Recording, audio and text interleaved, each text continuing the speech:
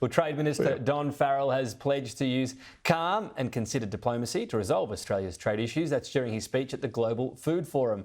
Sustainability and retail and food markets were on the agenda. Bringing food and agriculture to the forefront of public debate. In its 13th year, the Global Food Forum is helping to pave the way for a sustainable future.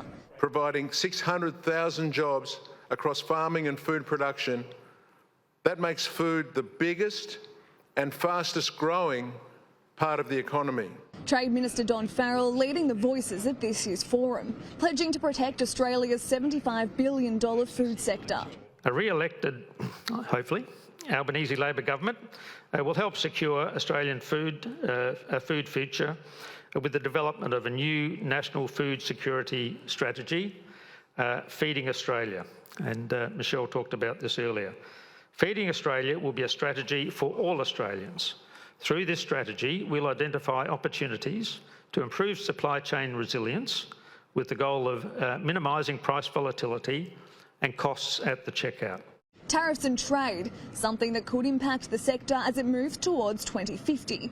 Australia not exempt from the 25% tariffs imposed by the United States. And while steel and aluminium exports only make up 0.2% of Australia's total exports, Minister Farrell adamant the government will not give up on continuing to look at solutions to see Australia exempt from these tariffs. Our government had worked tirelessly to secure an exemption, but it didn't matter which country, which leader or which minister was making their case.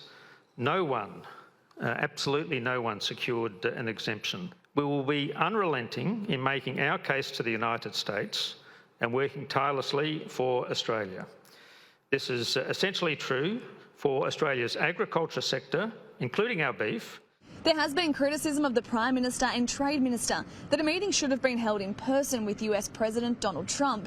But Minister Farrell believes the decision was already made and has ruled out any retaliation attempts towards the United States. Some people have said, look, let's retaliate against the United States. Let's start imposing our own tariffs. Now, as tempting as that might be to give you some satisfaction, I don't think it's the way to resolve these outstanding issues, and I think a sensible, calm, collected approach, the way that we connected with China, is the way we need to deal with these issues, and certainly that's the policy I'm going to adopt. It's really when we get into a tit-for-tat retaliation with the big players, China, the EU and others, the knock-on effects to that, to not just trade but global growth, is certainly the thing that Canberra worries about.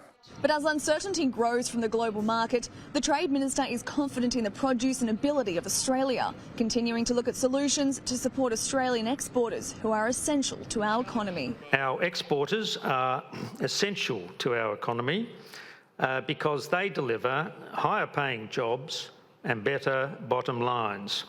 Since the Global Food Forum started 13 years ago, 1,400 more food and beverage manufacturers have been established in Australia. And for fresh produce, the country has seen a large spike in production. Georgia Dickerson, Sky News, Melbourne.